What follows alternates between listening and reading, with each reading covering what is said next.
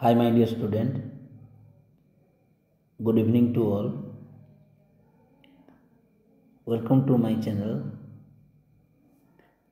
आज आम +3 first year history honours द्वितीय यूनिट नूतन प्रस्तर जुगर संस्कृति बा नियोलिथिक कल्चर अध्याय को आम पाठ पढ़ा। तेणु यही द्वितीय यूनिट्र किसी क्वेश्चन मुझे जोटा कि 6टी वाक्य उत्तर लेख 75टी शब्द मध्य आसतु एबे ता विषय आम आलोचना करवा। प्रथम प्रश्नटी अच्छी नूतन प्रस्तर जुगर ये माटी पात्र निर्माण किपरि भाव में करा जाइथिला, सेमाने किपरि भाव में बासगृह निर्माण करुथिले, सेमानकर गोष्ठीगत जीवन संबंध में चित्रण कर, विनिमय पद्धति किपरि थिला, सेमाने किपरि भाव में धातुर व्यवहार करुथिले, पृथ्वीर केतेक स्थान खाद्य उत्पादन प्रक्रिया संबंध में लेख, गछलता पोषण संबंध में लेख, पशुपालन संपर्कित जाजावर जीवन यापन संबंध में एकक टिप्पणी लेख, जाजावर मानकर सामाजिक अर्थनैतिक जीवन संबंध में लेख और नूतन प्रस्तर जुगर धार्मिक विश्वास संबंध में एक विशद विवरणी प्रदान कर।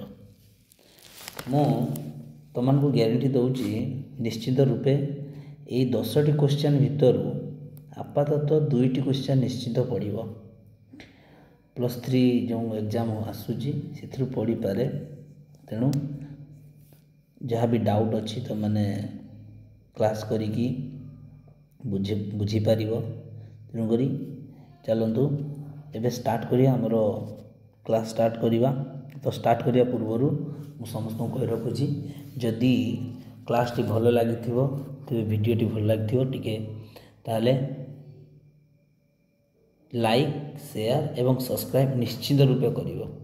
दिल माने मत सपोर्ट कले जाई मु आगो को टिके भल भाव में पढ़ी पारिबी। तेणु निश्चित रूपे लाइक शेयर एवं सब्सक्राइब निश्चित रूपे करिवे।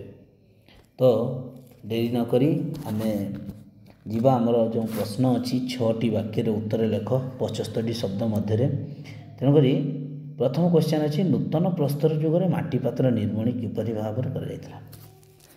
तो यहाँ जीव पूर्वर नूतन प्रस्तर जुगर माटी पात्र जीवा पूर्वर मुझे आलोचना करी जो आमर प्रस्तर जुग थिला, प्रस्तर जुग जो आमर प्रस्तर जुग थिला से प्रस्तर जुग पुरातन प्रस्तर जुग मध्य प्रस्तर जुग 3 भाग में विभक्त कर। प्रस्तर जुग को 3 भाग में विभक्त कर नहीं 3 भाग में विभक्त कर। एक हूँ पुरातन प्रस्तर जुग, 2 रे हूँ मध्य प्रस्तर जुग, 3rd अच्छी कौन नूतन प्रस्तर जुग। तेणुक आज आम पढ़ुचे कौन नूतन प्रस्तर जुगर संस्कृति कथा आम निश्चित रूपे पढ़ुचे नहीं। तो से नूतन प्रस्तर जुग संस्कृति मध्य नूतन प्रस्तर जुगर माटी पात्र निर्माण किभली भाव में करा जाइथिला। अच्छा पिला माने तुमने जानिथिबो पुरातन प्रस्तर जुग मध्य प्रस्तर जुग समय से माने सेमानकर निर्माण माटी पात्र निर्माण ठीक भाव में जानी नथिले, किंतु नूतन प्रस्तर जुग समय को सेमाने माटी पात्र निर्माण आरंभ करथिले। तेणुक देखंतु एठार लिखाई मध्य प्रस्तर जुगर मनीष हाथ में माटी पात्र निर्माण कर शिक्षा करथिला। यही कला नूतन प्रस्तर जुगर बेल को क्षिप्र गति में उन्नति करथिला, अर्थात बहुत जोर से गति करथिला। विशेषतः ख्रीष्टपूर्व 6000 सुधा कुंभार चकर उद्भावन कर। अर्थात आम जो चक साहाय्य कुंभार मैंने बर्तमान जो माटी पात्र निर्माण करुँच चक घूरिकी। तेणुक चक घूरवा द्वारा माटी पात्र निर्माण कर। तो सेते बेलू ख्रीष्टपूर्व 6000 ताने ख्रीष्टपूर्व 6000 बेल को चिंता कर ख्रीष्टपूर्व 6000 बेल को से माटी पात्र निर्माण आरंभ होते। चकर जो माटी पात्र निर्माण करने चक आवश्यक हुई ता जापारे। तो एठार गोटे अच्छी कौन जे बड़ गछ गंडी को गोड़े करी काटी चक निर्माण कर एक मुनिया काठ साहाय्य ताकू घूरेबार व्यवस्था कर तारी उपरे तारी उपरे चिटिका माटी को रखी घुराउथिले एवं हाथ साहाय्य माटी को विभिन्न आकार दी जाउथला। माठिया, सोरी, बासन, हांडी, खेलना निर्माण इत्यादि निश्चित रूपे आम तो निश्चित रूपे समस्ते छोट बेले माटी तैयारी करी समस्ते माटी रे प्रस्तुत माने विभिन्न खेलना तुम मैंने खेली ना नहीं तेणुक विभिन्न खेलना प्रस्तुत करा एवं आम आम गाँ मानक घर मानक कौन कर माटीर सब प्रकार जिनस अच्छी आम जदि पड़ीजा 10 वर्ष पूर्व समस्त घरे निश्चित रूपे माटीर गरा थी माटी गरा समस्त थी ना नहीं निश्चित रूपे माटीर गरा थी पुणी माटी जोटा कि तावा कह जाए जो आमर रुटी कराए सी सबु प्रकार माटी हांडी रे भी भात रंधा जाऊला। तेणुक बर्तमान तो आधुनिक जुग है तो माटी जाकि बर्तमान कहार माने तंबा पात्र अच्छी कहार सिल्वर पात्र अच्छी ये छाड़। तेणुक आम आगे जावा तो जितेबले एमाने गृह निर्माण करुले माटी पात्र निर्माण करते तो एमानकर माटी पात्र निर्माण बहुत उन्नत थिला। एमाने माटी पात्र हांडी तैयारी करते खेलना तैयारी करते माठिया तैयारी करते सुरेई तैयारी करते विभिन्न प्रकार तापर पात्र गुड़ी को सुंदर आकर्षणीय करने मनीष से गुड़ रंग तथा विचित्र करुला। अच्छा पिला माने ये गोटे क्वेश्चन तुम रहा अच्छा रंग से मैंने कौटू आणुले कमेंट्रे कह तेणु अनेक क्षेत्र में पात्र देहरे दौड़ी कुटा आंगुठी चिन्ह आदि और कुंभार चकर उद्भावन माटी पात्र निर्माण थिला नूतन प्रस्तर जुगर जुगान्तकारी उपलब्ध। कुंभार चक उद्भावन बेलर मात्र माटी पात्र निर्माण सहित नथिला बरं एक विशाल कारखाना सृष्टि सहायक थिला एवं तापर कौन है पुनश्च यह शगड़ गाड़ी उद्भावन सहायक थिला। ताने एइठी गुटे आसिला कौन जो शगड़ चकर उद्भावन शगड़ चक जेमिति आमर वर्तमान जो जो मैंने कुंभार माने माटी माने हांडी गढ़ाऊँच चक सेमती नुह ना तेणुक ये गोटे कथा आसला शगड़ चक से माटी पात्र निर्माण कर शैली जो काठ को गुड़े से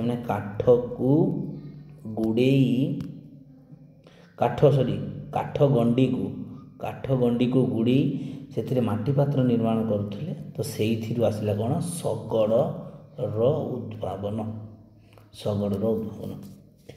तो ताले पिला माने बुझीगल जदि न बुझी कमेंट रे कहबो मु पुणी थे क्लास करी किसी ना तेणुक नेक्स्ट क्वेश्चन को जीवा। परवर्ती क्वेश्चन अच्छी कौन से मैंने किभली भाव में बासगृह निर्माण करते तो नेक्स्ट क्वेश्चन हूँ कौन नेक्स्ट उत्तरटा हूँ कौन बासगृह निर्माण। देख पुरातन प्रस्तर जुग मध्य प्रस्तर जुग और नूतन प्रस्तर जुग पुरातन प्रस्तर जुगरे से तो बासगृह रोउ नथिले मध्य प्रस्तर जुग समय को से किछि मात्रा रे स्थायी भाव में रही आरंभ कले एवं नूतन प्रस्तर जुग समय को कौन है से नूतन प्रस्तर जुग समय को से माने घर निर्माण करने आरंभ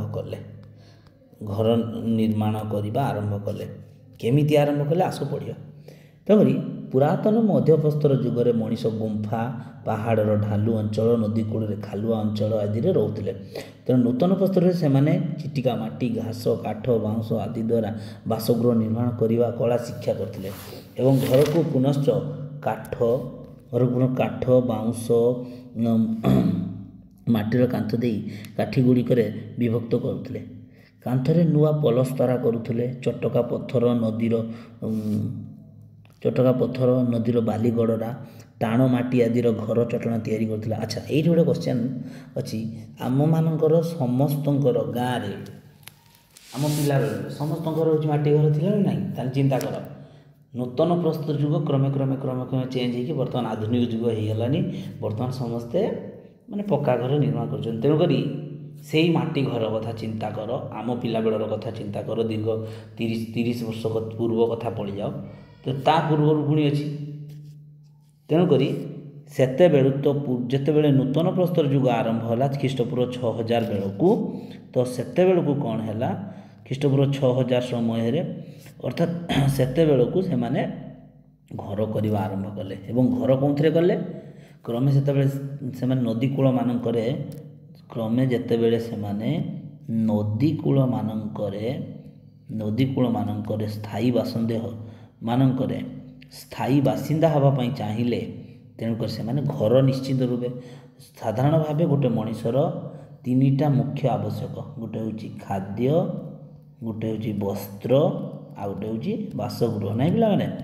ତେଣୁକରି ନିଶ୍ଚିତ ରୂପେ ଆମକୁ ଏଇ ତିନିଟା ଭିତରୁ ସେମାନଙ୍କୁ ତ ଖାଦ୍ୟ ମିଳିଯାଉଥିଲା, ଆଉ କ୍ରମେ ସେମାନେ ତ ବସ୍ତ୍ର ପିନ୍ଧିବା ଶିଖିଗଲେ, ମାନେ ବକଳରୁ ପିନ୍ଧିଲେ, ପୁଣି ବିଭିନ୍ନ ପଶୁ ଚମଡ଼ା ଶିଖିଲେ, ଏବଂ ପରବର୍ତ୍ତୀ ସମୟରେ ଯେତେବେଳେ ଗଛ କୂଳରେ ରହୁଥିଲେ, ବର୍ଷା ହେଉଥିଲା ରହିପାରୁନଥିଲେ କି ଶୀତ ଦାଉରୁ ରକ୍ଷା ପାରୁନଥିଲେ, ତେଣୁକରି ସେମାନେ ଘର ନିର୍ମାଣ ଆରମ୍ଭ କଲେ।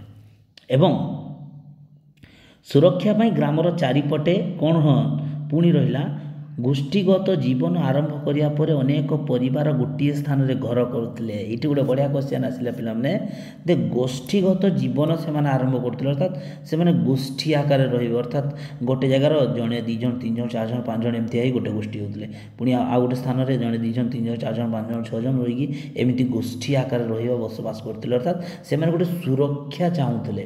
ତେଣୁକରି ଏମିତି ଗୋଷ୍ଠୀ ହେଇକି ଆମେ ବର୍ତ୍ତମାନ ଦେଖନ୍ତୁ ଗୋଟେ କଲୋନୀ କଥା ଚିନ୍ତା କରିବା, ଗୋଟେ କଲୋନୀରେ ବହୁତ ପ୍ରକାର ଲୋକ ରହୁଛନ୍ତି।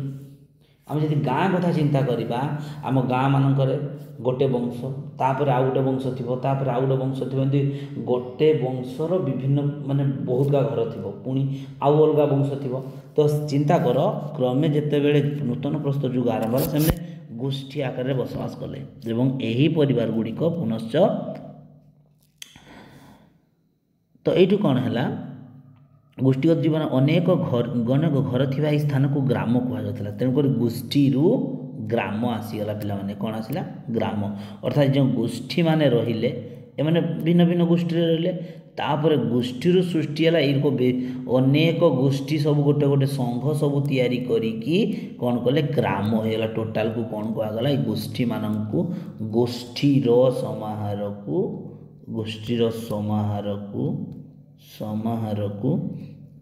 ଗ୍ରାମ ବୋଲି କୁହାଗଲା। କ'ଣ କୁହାଗଲା ପିଲାମାନେ, ଗ୍ରାମ। ତେଣୁ ସେମାନେ ଗ୍ରାମରେ ବସବାସ କରିଥିଲେ। ସୁରକ୍ଷା ପାଇଁ ଗ୍ରାମର ଚାରିପଟେ ମାଟି କାନ୍ଥର ନିର୍ମାଣ କରାଯାଉଥିଲା। ଜେରିକୋ ଏବଂ କୁଟାଲ ହୁଇକ୍ ଠାରେ ଉତ୍ପାଦିତ ବଳକା ଶସ୍ୟ ଆଦି ଭବିଷ୍ୟତ ପାଇଁ ସଞ୍ଚୟର ଆବଶ୍ୟକତା ଦେଖାଇଗଲାଣି। ଦେଖ, ଏଇ କଥା ଆମେ ଯେତେବେଳେ ଯଦି ଚିନ୍ତା କରିବା, ଆମେ ହରପ୍ପା ଏବଂ ମହେଞ୍ଜୋଦାରୋ ସଭ୍ୟତା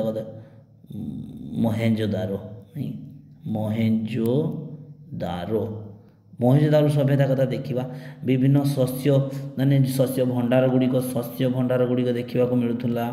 ପୁଣି ମାନେ ହେଉଛି ପୋଡ଼ା ଇଟାରେ ନିର୍ମିତ କୋଠରୀ ଗୁଡ଼ିକ ନିର୍ମାଣ କରିବା ପାଇଁ ମାନେ ଦେଖିବା ପାଇଁ ମିଳୁଥିଲା। ତେଣୁ ଚିନ୍ତା କର, ତ ଏଇ ଯେଉଁ ନୂତନ ପ୍ରସ୍ତର ଯୁଗ ଯେତେବେଳେ ଆରମ୍ଭ ହେଲା, ସେମାନେ ରହିବା ସହିତ ଖାଦ୍ୟ ସଞ୍ଚୟ କରିବା ମଧ୍ୟ ସେମାନେ ମାନେ ଚିନ୍ତା କରିଥିଲେ।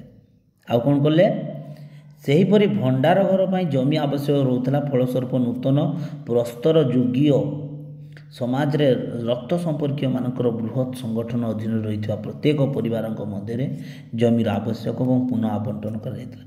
ଏହି ପରିବାର ଗୁଡ଼ିକ ପୁନଶ୍ଚ ମିଳିତ ଭାବରେ ରହିଥିବା ସମୟରେ ସମସ୍ତ ସୁବିଧା ସୁଯୋଗ ପାଇବା ପାଇଁ ଦାବି କରିଥିଲେ।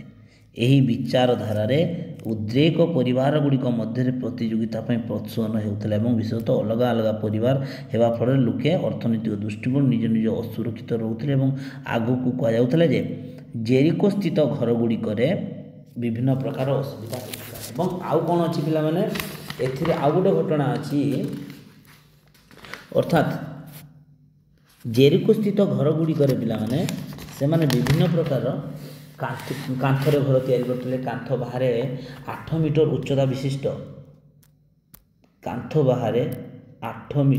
ଉଚ୍ଚତା ବିଶିଷ୍ଟ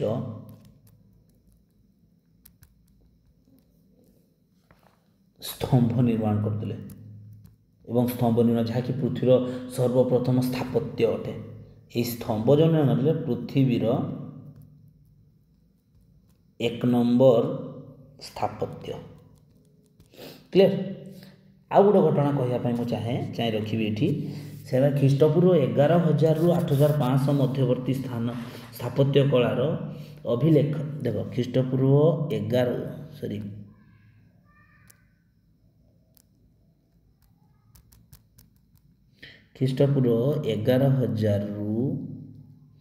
ଖ୍ରୀଷ୍ଟପୂର୍ବ 8500 ଭିତରେ ମଧ୍ୟବର୍ତ୍ତୀ ସ୍ଥାପତ୍ୟ କଳାର ଅଭିଲେଖ ଏହି ସଭ୍ୟତାର କାଳରେ ନିର୍ମିତ ଗୁଲେଇ ଏବଂ କ୍ଷୁଦ୍ର କୁଡ଼ିଆ ଘର ସମ୍ବନ୍ଧରେ କିଛି ଜଣାଗଲା।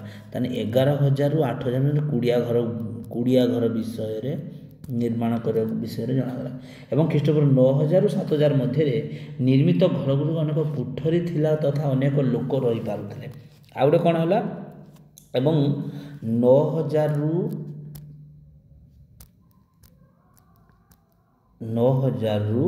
7,000 ମଧ୍ୟରେ ମାନେ ଅନ୍ୟ ମାନେ ଘରଗୁଡ଼ିକ ନିର୍ମାଣ କରାଯାଇଥିଲା ବୋଲି ଜଣାପଡ଼ୁଥିଲା। ନେକ୍ସଟ କ୍ୱେଶ୍ଚନକୁ ଯିବା।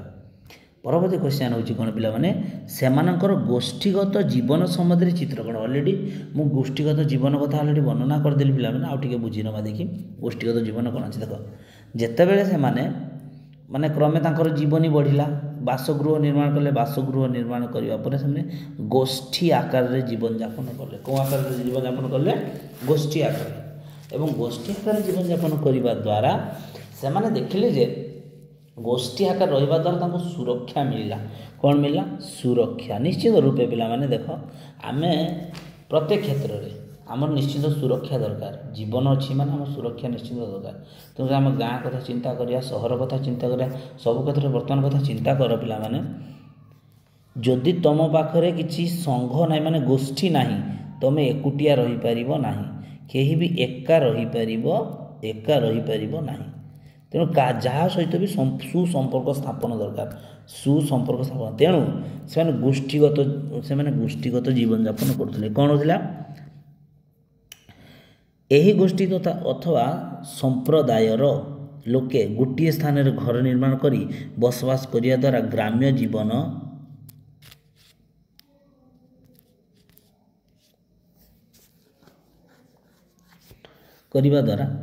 ଜୀବନ ଆରମ୍ଭ ହୋଇଗଲା ଏବଂ ପାରିବାରିକ ଜୀବନ ବିକାଶ ଲାଭ କରିଥିଲା। ମଣିଷର ସାମ୍ପ୍ରଦାୟିକ ଜୀବନ ଅନ୍ୟାନ୍ୟ ସାମାଜିକ ଅନୁଷ୍ଠାନ ଯଥା ଗ୍ରାମ ପଞ୍ଚାୟତ, କୃଷକ ସମାଜ ଆଦି ସୃଷ୍ଟି ହେଲା। ଦେଖ, ସେଇ ଗୋଷ୍ଠୀରୁ ପିଲାମାନେ ଆଗେ ଗୋଷ୍ଠୀ ଆସିଲା,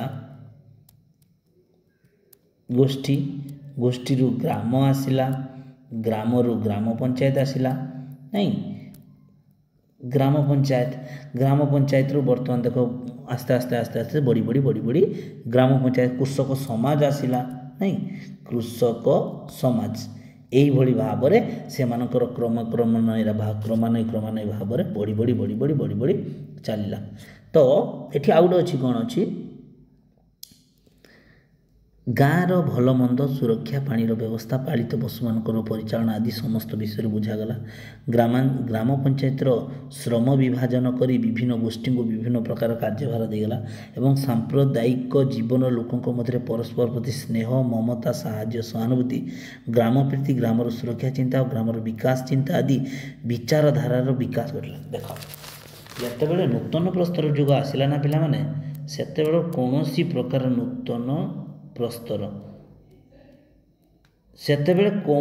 ପ୍ରକାର ମାନେ ଯେଉଁ ଜାତିଆଣ ମନୋଭାବ ହଉ କୌଣସି ପ୍ରକାର ନଥିଲା। ତ ସେଇଟା କ'ଣ ଥିଲା? ତେଣୁକରି ସେମାନେ କ'ଣ କଲେ? ଦେଖ, ଆମ ଗ୍ରାମରେ କ'ଣ ହୁଏ, ଯଦି କୌଣସି ପ୍ରକାର କାହାର ମହୋତ୍ସବ ହଉ, କାହାର କୌଣସି ପ୍ରକାର କାମ ହଉ, ଦେଖ ସବୁ ଲୋକମାନେ ଆସିକି ସହଯୋଗ କରନ୍ତି ନା ନାହିଁ? ସାହି ପଡ଼ିଶା ମାନେ ସହଯୋଗ କରନ୍ତି ନାହିଁ? ସେହିଭଳି ଭାବରେ ଚିନ୍ତା କର, ସେମାନେ ବସବାସ କରୁଥିଲେ। ସେମାନଙ୍କର କୌଣସି ପ୍ରକାର ଭେଦଭାବ ନଥିଲା। ସେମାନେ ସମସ୍ତଙ୍କୁ ସାହାଯ୍ୟ, ସହାନୁଭୂତି, ଯଦି କୌଣସି କାହାର ଘର କାମ ଆବଶ୍ୟକ, ସେମାନେ କାମ କରିବା ପାଇଁ ଯାଉଥିଲେ, କାମ କରୁଥିଲେ। ବୁଝିପାରୁଛ? ଏବଂ କ'ଣ ହେଉଥିଲା ପିଲାମାନେ, ଏଠି ଦେଖ, ସାମ୍ପ୍ରଦାୟିକ ଜୀବନ ଲୋକଙ୍କ ମଧ୍ୟରେ ପରସ୍ପର ପ୍ରତି ସ୍ନେହ, ମମତା, ସାହାଯ୍ୟ, ସହାନୁଭୂତି, ଗ୍ରାମ ପ୍ରୀତି ଏବଂ ଗ୍ରାମ ସୁରକ୍ଷା ଚିନ୍ତା, ଗ୍ରାମର ବିକାଶ ଚିନ୍ତା ଆଜି ବିଚାରଧାରାରେ ବିକାଶ କରିଥିଲା। ଗ୍ରାମରେ ବାସ କରୁଥିବା ନରନାରୀଙ୍କର କର୍ମଜୀବୀ ସଂଗଠନର ଅଂଶ ଥିଲା ପରିବାର, ଯାହାକି ମୂଳରୁ କୃଷିକାରକ ପରିବାର ରୂପେ ଅଭିହିତ ହୋଇଥିଲା ଏବଂ ପୁନଶ୍ଚ ନୂତନ ପ୍ରସ୍ତର ଯୁଗରେ ଗ୍ରାମବାସୀମାନେ ନୂତନ ଅର୍ଥନୈତିକ ସମୃଦ୍ଧିକୁ ସୁଦୃଢ଼ କରିପାରିଥିଲେ। କ'ଣ କରିପାରିଥିଲେ? ଅର୍ଥନୈତିକ ସମୃଦ୍ଧିକୁ ସୁଦୃଢ଼ କରିପାରିଥିଲେ। ଆଉ ଗୋଟେ କଥା ଏଠି କହି ରଖେ ପିଲାମାନେ, ଅଛି ବଢ଼ିଆ କଥାଟେ। ତ କ'ଣ କହୁଛି?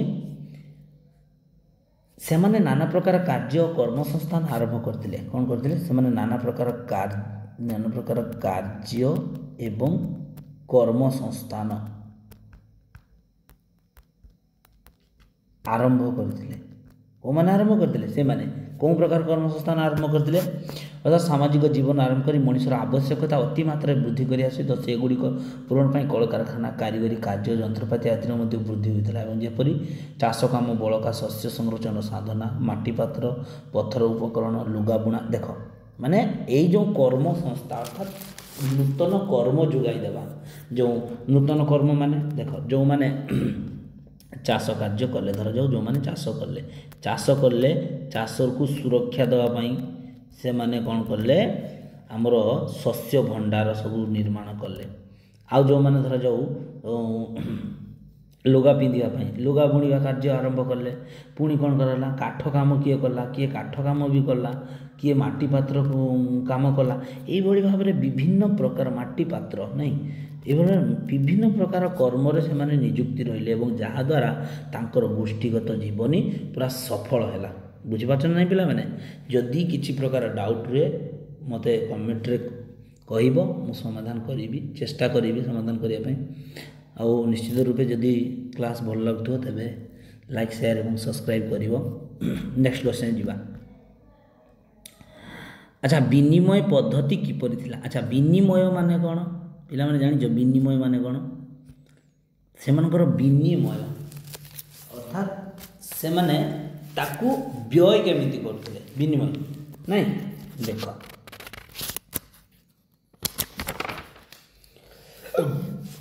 अच्छा से कुछ विभिन्न प्रकार सृजन शक्ति वैज्ञानिक एवं कारीगरी उद्भावन आदि कौन सी एक अज्ञात अथवा ऐकांतिक स्थान में संगठित हो नाला बरं यह सार्वजनीन थिला अर्थात सार्वजनीन माने समस्ते मिलिमिशि कर्म करुले समस्ते मिलिमिशिकी काम करुले पिला माने कौन करते सार्वजनीन थिला आमे सबु बेले जेते बेले धरा जाओ गाँव रे बा किंबा कौनसी अनुष्ठान रे होची सार्वजनीन दुर्गा पूजा बोली लिखा जाए नहीं सार्वजनीन दुर्गा पूजा बा सार्वजनीन काली पूजा ये लिखा जाए सार्वजनीन अर्थ होची समस्ते मिसिकी काम करने को सार्वजनीन अर्थात से जो नूतन प्रस्तर युग समय रे विनिमय पद्धति अर्थात विनिमय माने से काम को वियोजन कर अर्थात केमिति माने कामटी को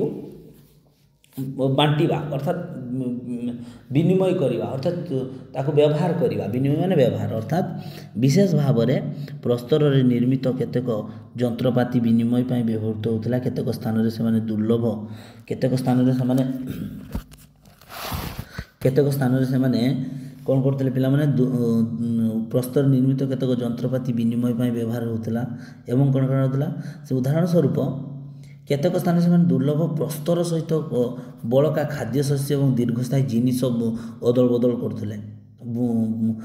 करते अर्थात ये धरा जाओ जड़े धरा जाओ गहम उत्पादन कला आ जड़े परिबा उत्पादन कला ये परिबा दौला सी गहम नौला सी गहम दौला सी परिबा नौला यही भाव से मैंने विनिमय करते यही विनिमय अर्थ कौन देवा नेबा कौन देवा नेबा अर्थात से मैंने दिया निया करते से देख टंकार तो टंका उद्भावन होता कि कौन सी प्रकार किसी बाहरी नाला टंका हो कि पैसा हो माने कौड़ी हो किसी भी ना तेणुक कौन करते अदल बदल करते धरा जाओ जड़े धान धरा जाओ जड़े धान चाष करूला ये धान देकी गहम आणुला ये गहम देकी धान आणुला ये भाव में माने नबा दबा करुले ये नेला नबा आउ दबा यार उद्देश्य हूँ कौन नबा आउ दबा बुझीपार पिला मैंने तेणुक दिआनिया करते अर्थात ख्रीष्टपूर्व 3000 वर्ष पूर्व पत्थर साहाय्य रांपिबा जंत्र और छुरी तैयारी करा ख्रीष्टपूर्व 10,000 वर्ष समय यही पत्थर निर्मित जंत्रपाति सांदर ईरान जारकू काटाल यूक आदि स्थान आविष्कृत यहाँ मन रखिए इराक सरी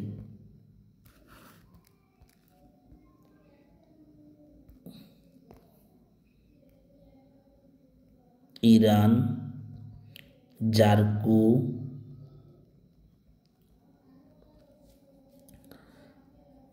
सॉरी जारकू ने जारमू ईरान जारमू ईरान ଜାର୍ମୁ, କାଟାଲ ହ୍ୟୁକ୍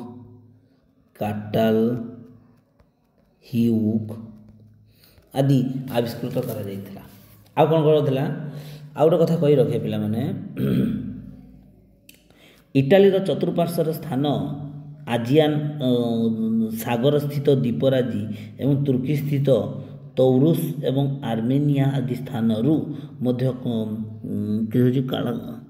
କଳା କାଚ ପରି ଅଗ୍ନିପ୍ରସ୍ତର ନିର୍ମିତ ଯନ୍ତ୍ରପାତି ଆବିଷ୍କୃତ କରିଥିଲା। କ'ଣ କରେ, ଅଗ୍ନିପ୍ରସ୍ତର ମାନେ ଅଗ୍ନିକୁ ସେଠି ଇଏ କରାଯାଉଥିଲା ନାହିଁ। ଆଉ କ'ଣ ଥିଲା, ଉତ୍ପତ୍ତି ସ୍ଥଳରୁ ହଜାର ହଜାର ମାଇଲ ଦୂରରେ ଅବସ୍ଥିତ ଇଟାଲୀ, ତୁର୍କୀ ଆଦି ସ୍ଥାନ ଗୁଡ଼ିକରେ ଏହି ପ୍ରସ୍ତର ନିର୍ମିତ ଯନ୍ତ୍ରପାତି ଉପଲବ୍ଧ ହେବା ପ୍ରମାଣିତ କରିଛି ଯେ ଏହି ସମୟରେ ସୁବ୍ୟବସ୍ଥିତ ସୁବିନିମୟ ପଦ୍ଧତି ପ୍ରଚଳିତ ଥିଲା ଏବଂ ତାହା ଆଗ୍ନେୟଶିଳାର ପ୍ରଯତ୍ନ ପ୍ରସ୍ତରର ବିଶେଷ ଚାହିଦା କରୁଥିଲା। ଅଗ୍ନେୟଶିଳା ଏବଂ ଖ୍ରୀଷ୍ଟପୂର୍ବ 10,000 ବର୍ଷ ପୂର୍ବେ ଆଗ୍ନେୟଗିରିରୁ ଉତ୍ପନ୍ନ ହୋଇ କଠିନ ତୀକ୍ଷ୍ଣ ଧାତୁଯୁକ୍ତ କଳା କାଚ ପରି ଚିକ୍କଣ ଏବଂ ସ୍ୱଚ୍ଛ ପଥର ବ୍ୟବସାୟ ବହୁଳ ଭାବରେ କରୁଥିଲେ। କ'ଣ, ଖ୍ରୀଷ୍ଟପୂର୍ବ 10,000 ବେଳକୁ, ଖ୍ରୀଷ୍ଟପୂର୍ବ 10,000 ପୂର୍ବର କଥା କୁହାଯାଉଛି ଯେ ଆଗ୍ନେୟଗିରିରୁ ଉତ୍ପନ୍ନ କଠିନ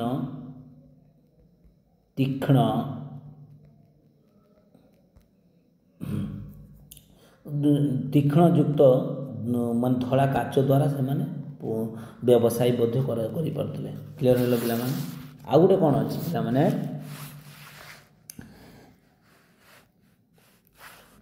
ପଶ୍ଚିମ ଏସିଆ ଭୂମଧ୍ୟ ସାଗର ଅଞ୍ଚଳର କୃଷକମାନେ, ଦେଖ ଲେଖି ରଖ ଏଟା ପିଲାମାନେ, ଇଏ କରି ରଖ, ପଶ୍ଚିମ ଏସିଆ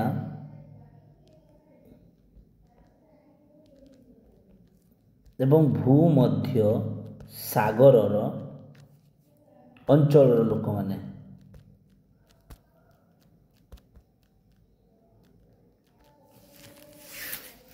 ବୁଝିପାରୁଛନ୍ତି ନା? ପଶ୍ଚିମ ଏସିଆ ଏବଂ ଭୂମଧ୍ୟ ସାଗର ଅଞ୍ଚଳର ଲୋକମାନେ କ'ଣ କରୁଥିଲେ, ମଣି ମୂଲ୍ୟବାନ ସବୁଜ ପଥର ବଦଳରେ ଅଗ୍ନିପଥର ନିର୍ମିତ ଯନ୍ତ୍ରପାତି ପାଇପାରୁଥିଲେ। ଏହିଭଳି ଭାବରେ ସେମାନଙ୍କ ମୂଲ୍ୟବାନ ପଥର, ଖାଦ୍ୟଶସ୍ୟ, ବସ୍ତ୍ର ଏବଂ ଜଙ୍ଗଲଜାତ ଦ୍ରବ୍ୟ, ବିଳାସ ସାମଗ୍ରୀ ଆଦିର ବିନିମୟ ପ୍ରଚଳିତ ଥିଲା ଏବଂ ସମ୍ପ୍ରଦାୟ ଗୁଡ଼ିକ ମଧ୍ୟରେ ପାରସ୍ପରିକ ସମ୍ପର୍କ, କାରିଗରୀ ଜ୍ଞାନ କୌଶଳ ଆଦାନ ପ୍ରଦାନ ଭାବ ବିନିମୟ ବହୁଳ ଭାବରେ ପ୍ରଚଳିତ ଥିଲା। ଏହା ଥିଲା ତାଙ୍କର କ'ଣ, ଯେ ବିନିମୟ ପଦ୍ଧତି। ନେକ୍ସଟ ଯିବା କ୍ୱେଶ୍ଚନକୁ ପିଲାମାନେ। ନେକ୍ସଟ ହେଉଛି ସେମାନେ କିଭଳି ଭାବରେ ଧାତୁର ବ୍ୟବହାର କରୁଥିଲେ। ଆଚ୍ଛା, ବିଭିନ୍ନ ଧାତୁ ତ ବ୍ୟବହାର କରୁଥିଲେ। ନୂତନ ପ୍ରସ୍ତର ଯୁଗ ସମୟକୁ ବର୍ତ୍ତମାନ ବହୁତ ପ୍ରକାର ଧାତୁର ବ୍ୟବହାର ହେଲା। ପୁରାତନ ପ୍ରସ୍ତର ଯୁଗ ସମୟରେ କ'ଣ ହେଲା, ସେମାନେ ପଥରରେ ତିଆରି ବିଭିନ୍ନ ଅସ୍ତ୍ର ନିର୍ମାଣ କରୁଥିଲେ। ତାପରେ ମଧ୍ୟ ପ୍ରସ୍ତର ଯୁଗ ସେମାନେ ପୁଣି ପଥରରେ ତିଆରି ବିଭିନ୍ନ ଅସ୍ତ୍ରଶସ୍ତ୍ର ନିର୍ମାଣ କରୁଥିଲେ। ତାପରେ ଆସିଲା କ'ଣ, ନୂତନ ପ୍ରସ୍ତର ଯୁଗ ସମୟକୁ ସେମାନେ ଟିକେ ପରିବର୍ତ୍ତନ କଲେ। ସେଇ ପରିବର୍ତ୍ତନ ଗୁଡ଼ିକ କ'ଣ ଥିଲା, ଆସ ଦେଖିବା। ଅର୍ଥାତ୍ ଧାତୁର ବ୍ୟବହାର କ'ଣ କରୁଥିଲେ, କଞ୍ଚାମାଲ ବ୍ୟାପକ ବିନିମୟ ଲୋକମାନଙ୍କ ମଧ୍ୟରେ ନୂତନ ଭାବନା ପ୍ରବର୍ତ୍ତନ କଲା। ନୂତନ ପ୍ରସ୍ତର ଯୁଗର ମାଟି ପାତ୍ରରେ ଏହି ତମ୍ବା ଓ କଂସାର ବ୍ୟବହାର ମଧ୍ୟ ଆରମ୍ଭ ହୋଇଥିଲା। ଅର୍ଥାତ୍ ଏଇଠି ଲେଖି ରଖ ପିଲାମାନେ, ନୂତନ ପ୍ରସ୍ତରର ସେମାନେ ପୁରା ତମ୍ବା ଆଉ କଂସାର ବ୍ୟବହାର ଜାଣିଥିଲେ। ତାପରେ କ'ଣ କରୁଥିଲେ, ସେମାନେ ପ୍ରାୟ 10,000 ବର୍ଷ ପୂର୍ବେ ପଶ୍ଚିମ ଏସିଆ ଅଞ୍ଚଳରେ ତମ୍ବାର ବ୍ୟବହାର ଆରମ୍ଭ ହୋଇଥିଲା। ଏସିଆର ପଶ୍ଚିମାଞ୍ଚଳରେ, ବୁଝିପାରୁଛନ୍ତି ନା ପିଲାମାନେ, ଏସିଆର ପଶ୍ଚିମାଞ୍ଚଳରେ ତମ୍ବାର ବ୍ୟବହାର ସେମାନେ କରୁଥିଲେ। କାହାର ବ୍ୟବହାର? ତମ୍ବାର ବ୍ୟବହାର, ଖ୍ରୀଷ୍ଟପୂର୍ବ 10,000 ବେଳକୁ।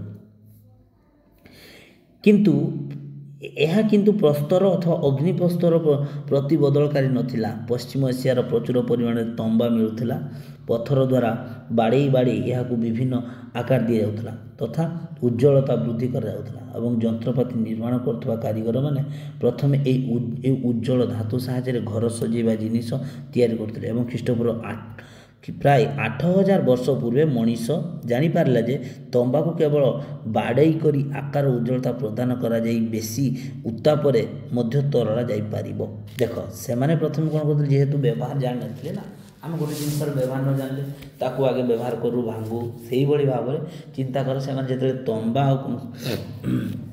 से जो तंबार व्यवहार जानले कंसार व्यवहार जानले तंबा को कौन कले से प्रथम बाड़ौले तापर देखिले जे बहु वर्ष गला बीतीगला से देखिले जे अधिक हिट करने द्वारा गरम करने द्वारा ताकू बाड़ी विभिन्न प्रकार साइज आकार निर्माण कर जेहेतु तंबा चकचक करे ना तेणुक तंबा को से प्रथम कौन गृह उपकरण घरे सजाऊले कौन करुले घरे सजाऊले घरे सजेबा परे से क्रमे क्रमे क्रमे ताकू नहीं गले ख्रीष्ट प्राय 8000 वर्ष पूर्व मनीष जानीपारा जे तंबाकू केवल बाड़ी आकार और उज्ज्वलता देपे तापर कहे जागृत पार्वत्य अंचल सानिदर गुंफार सर्वप्रथमे प्रमाण स्वरूप एक अल्प दामिका अलंकार एवं हार में झुलुवा एक पदक आविष्कार कर जहाँकि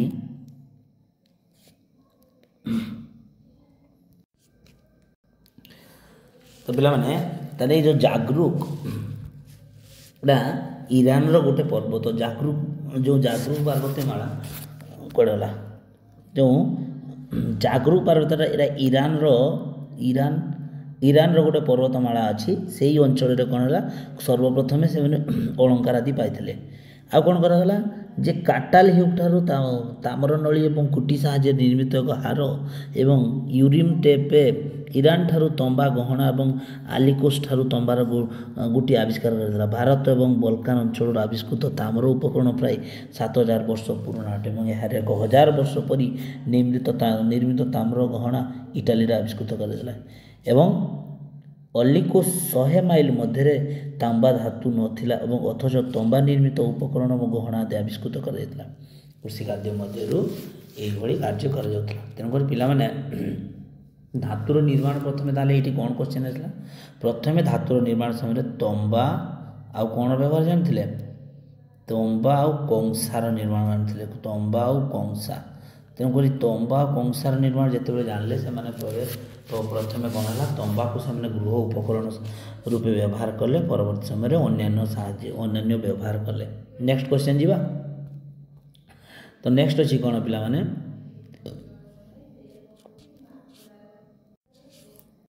पिला माने सो नेक्स्ट क्वेश्चन अच्छी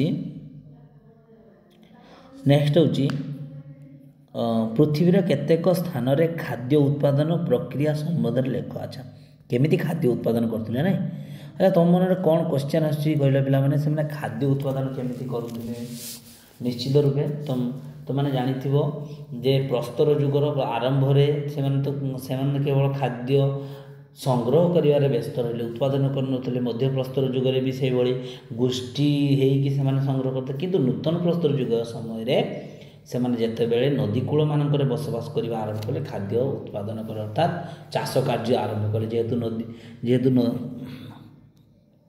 कही रखे जेहेतु नदीकूल मानक कौन हुए नदीकूल मानक पानी मिलला पानी मिलला एवं ठीक भाव में उर्वर जमी मिलला तेणुक से कृषि कार्य आरंभ कले चलो देखा तो कौटी कौटी से कृषि कार्य आरंभ कर तेणुक ख्रीष्टपूर्व 15000 पर पृथ्वीर उत्ताप वृद्धि पाई फल जंगलर परिसीमार वृद्धि घटला यार प्राय 3000 वर्ष पर हेलुसिन युगर आरंभ में लेवांट और सीरिया रे पश्चिम एशिया सीरिया रे इराक ईरान कुवेत ये सब पश्चिम एशियार अच्छा हाँ पश्चिम एशिया रे कौन है मुझे कही रखे पश्चिम एशिया इराक ईरान कुवेत यही भाव में पश्चिम एशियार देश गुड़िक कौन है माने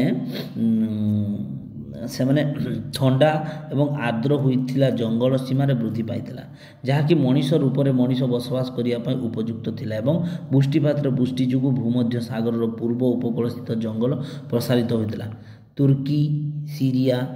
तुर्की सीरिया इस्राएल इराक ईरान ये सब पश्चिम एशिया अंचल है आदि अंचल सुउच्च पर्वत और अल्प उच्चता विशिष्ट पहाड़ गुड़िक शीत ऋतु में प्रचुर परिमाण वर्षा होता यही पर्वतान अंचल तत्संलग्न अंचल अनेक प्रकार उद्भिद जीवन देखा ठंडा तेणुक कौन है तेणुक देख जीवजंतु अनेक बसवास करती कौटी रेन फॉरेस्ट नहीं जोठी रेन फॉरेस्ट अच्छी रेन फॉरेस्ट रे अधिक रेन फॉरेस्ट रे अधिक जीवजंतु बसवास करते तो जेहेतु पाणीपाग गोटे परिवर्तन आसला तेणुक कौन है से बसवास करने आरंभ कले तुर्की सीरिया अंचल तो ये कौन है पे देख यही पर्वत अंचल गुड़िक तत्संग्रहण अंचल अनेक प्रकार उद्भिद जीवजंतु देखा जाता ठंडा जलवायुर ओइनकुर्न एवं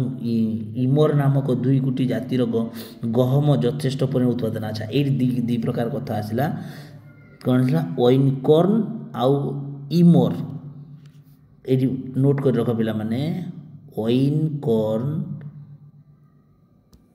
ओ इमोर यही 2 प्रकार गहम यथेष्ट परिमाण उत्पादन होता कौटी ये जो पश्चिम एशिया अंचल नहीं परवर्ती कथा हम कही रखे पिला माने यही पार्वती अंचल अनेक जीवजंतु सहित बणुआ छेली मेंढा मध्य रोते ग्रीष्म काल रे कौन होता ग्रीष्म काल यही छेली मेंढा माने घासर संधान में पहाड़ ऊपर को जाऊले से पछे पछे जाऊले मध्य प्रस्तर जुगर मनीष मैंने भूमध्य सागर रे पाखापाखि अंचल होइथिबारु तथा वर्षा जो पार्वती अंचल विभिन्न अंचल सृष्टि होता ह्रद जो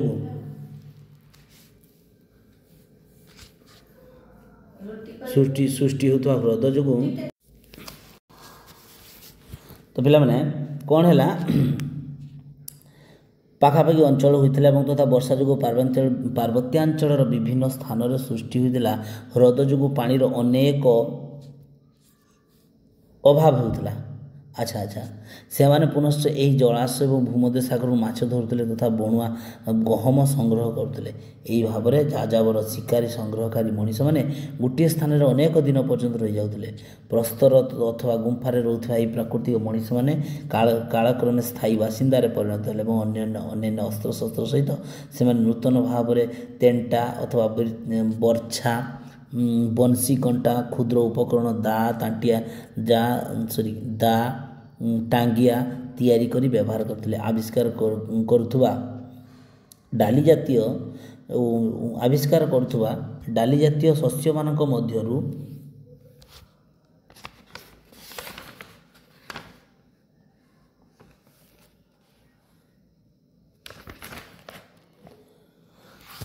आविष्कार करुवा डाली देख पिला माने आविष्कार करुवा डाली जातीय शस्य मानक सिलिकॉन डाइऑक्साइड लगी चकचक रोकथुवा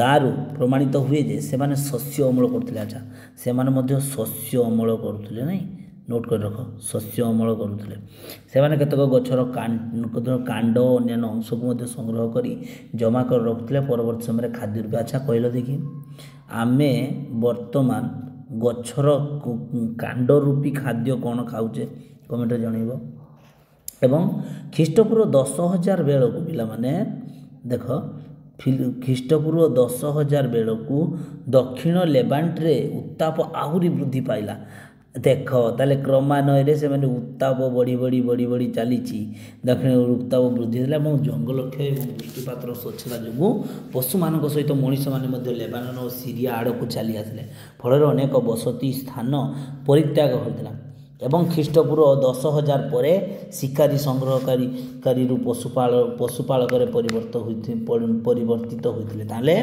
प्रथम से मैंने शिकारी रे जीवन यापन करते कौटी शिकारी रूपे जीवन यापन करते यहाँ पूर्वर मुझे शिकारी तापर पशुपालन रूपे कार्य कले देख यही सब अंचल बर्तमान कौन डेजर्ट अंचल माने मरुभूमि अंचल जो आमर कह आरब देश गुड़िक आरब देश बर्तमान खाली आरब देश माने माने आमर जमी नाति माने नातिशीतोष्ण जलवायु अंचल बा आम माने आमर आम अंचल जमी भल चाष हुए कि अन्य माने पनीपरिया ठार आरंभ कर शस्य पर्यंत आम उत्पादन करता से अंचल मिले यही सब कारण जो से माने प्रथम शिकारी कले पशुपालन कले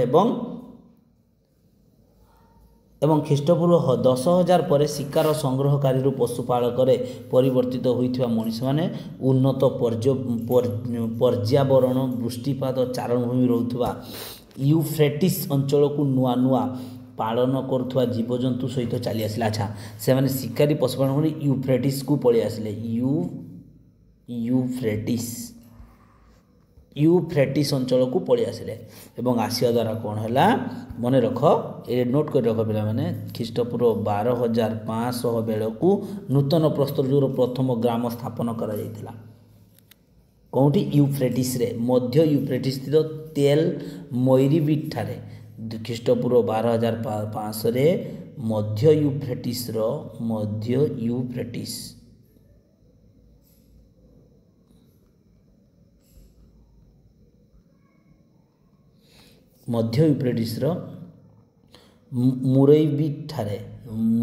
ମୁରୈବିଟ୍ ଠାରେ ପ୍ରଥମ ତାହେଲେ କ'ଣ ସ୍ଥାପନ କରାଗଲା? ଖାଦ୍ୟ ପ୍ରଥମ ନୂତନ ପ୍ରସ୍ତର ଯୁଗର 12,500 ବେଳକୁ ଗ୍ରାମ ସ୍ଥାପନ କରାଗଲା ୟୁଫ୍ରେଟିସ୍ ଠାରେ।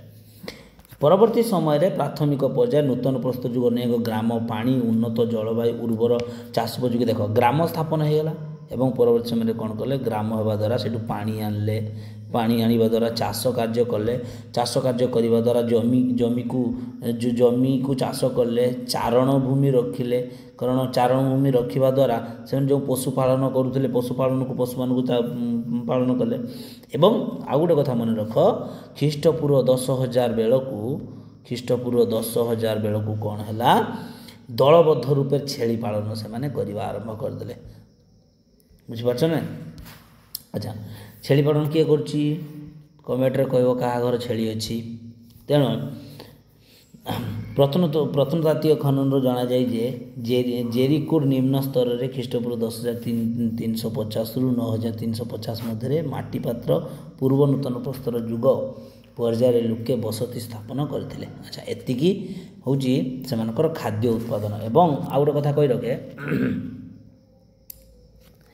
ଖ୍ରୀଷ୍ଟପୂର୍ବ 7,500 ବେଳକୁ ସେମାନେ ଖ୍ରୀଷ୍ଟପୂର୍ବ 7,500 ବେଳକୁ କ'ଣ କଲେ? ଜଳସେଚନ, ଗାଈ, ଛେଳି, ମେଣ୍ଢା ଆଦିଙ୍କର ପ୍ରଜନନ, ଖଜୁରୀ କୋଳି ଚାଷ ଏବଂ ମାଛ ଧରିବା ଆରମ୍ଭ କରିଥିଲେ। କେଉଁଠି? ସେହି ଅଞ୍ଚଳମାନଙ୍କରେ, ମାନେ ପଶ୍ଚିମ ଏସିଆ ଅଞ୍ଚଳରେ। ବୁଝିପାରିଲ ପିଲାମାନେ? ନେକ୍ସଟ ଯିବା।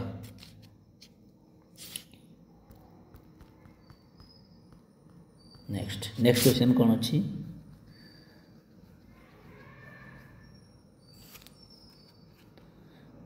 ପଶୁପାଳନ ସମ୍ପର୍କିତ ଯାଯାବର ଜୀବନଯାପନ ନାହିଁ। ଏଇଟା ଥିଲା କ'ଣ? ଗଛଲତା ପୋଷଣ ଆଚ୍ଛା, ପୃଥିବୀର କେତେକ ସ୍ଥାନ ଖାଦ୍ୟ। ଏଇଟା ଗଛଲତା ପୋଷଣ ସମ୍ବନ୍ଧରେ ଲେଖା। ଆଚ୍ଛା, କେମିତି ଗଛଲତା ପୋଷଣ ହେଉଥିଲା ନାଇଁ? ଆଚ୍ଛା, କ'ଣ ଅଛି ଦେଖିବା 7 ନମ୍ବର ନାଇଁ, ଗଛଲତା ପୋଷଣ।